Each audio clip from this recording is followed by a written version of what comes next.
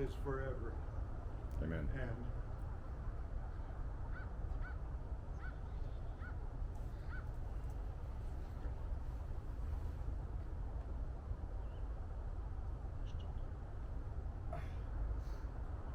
yeah, Dennis and I, we worked together, and also he was a framer and I was too at the time. I guess I've been through all the trades, but we worked on this one place up on top of a mountain in Boulder, and building this beautiful house, and it's just memorable. Stories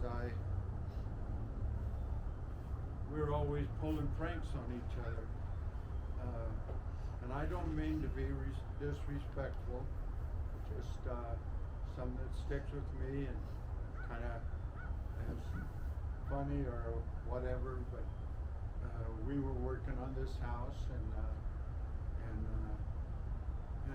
you know, Dennis is a little large, and he bends over, and you know they call it the plumber's crack, and I'm not being disrespectful, but I had a 16-penny nail, and it was cold this wintertime, and you know the rest.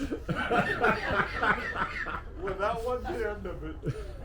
A little later, I bent over, and my jeans were tight, and he hit me with a 2x4. It didn't hurt me. It set me on fire. We were always pulling pranks on each other that way. So I hope you don't think I was being disrespectful. No. That was me and Dennis, and I loved him. He's a brother. And, he's happy. Yeah. And there's no end to it. Amen. Amen. Thank you. Thank you. Appreciate it. I'll second that. Because we always knew when we went over to Grandma and Grandpa's, and Dennis was going to be there. Dennis and I were going to have a good time. We could push buttons, starting with Mom and working right up to Grandma. And we get those guys in a tizzy, but we always had a really, really good time. Amen. And that's what I'll remember about Dennis. He always had phenomenal character, but boy, we could push the buttons. Well, when you're thinking about Dad's life and you're reflecting on it, that's what I think about him too. Is ultimately it was his humor and how he was with people. He joked and he gave them a hard time. And the story, you know, when I'm looking back at my father's life, I was pretty young. I was only about 10 years old.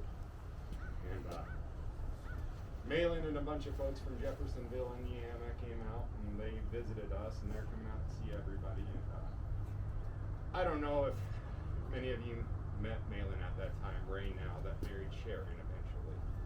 But he was about the most good-hearted, soft-spoken gentleman you would ever meet. He would just not say much. Nobody probably ever played a joke on him in his life. And so when he walked into our house, he didn't know what to expect. I mean, he surely didn't know to expect that. So ultimately, in the course of that, quite a few different things happened, but Malin had sat down on a chair, and Malin is pretty small in stature and quite considerably smaller than my father ever was, probably. But we had some different folding chairs. They had all kinds of different things, and this one had been worn out pretty bad, and been in the shop, I think, and everything else. Well, it broke when Malin sat in that. And that instantly became my father's favorite chair that he ever had in his life. And for the remainder of that trip, where he just kept talking about how much that chair meant to him and everything else. And then ultimately, when we went out to visit them all back in Jefferson, Indiana, he walked around after church showing people a picture of that chair, telling them that Malin had broken it. So the joke didn't stop. It continued out to Indiana, and like I said, ultimately, Malin had never had an experience. He never joked like that, and it probably did change him, and ultimately he ended up getting married to Sharon. But a lot of my father, you know, he was a very simple person as far as the priorities he put towards life was for his family, for his family. I feel bad to say he didn't love food. He did love food. but he was a very simple man as far as faith. He never deviated. My father was very uncompromising in his belief. And it was something him along with my mother led the family, and I know that was the most important priority for them, and you can see it clearly when you reflect on his life. So, I know this is a very simple ceremony, and I appreciate y'all coming here, but he was a very simple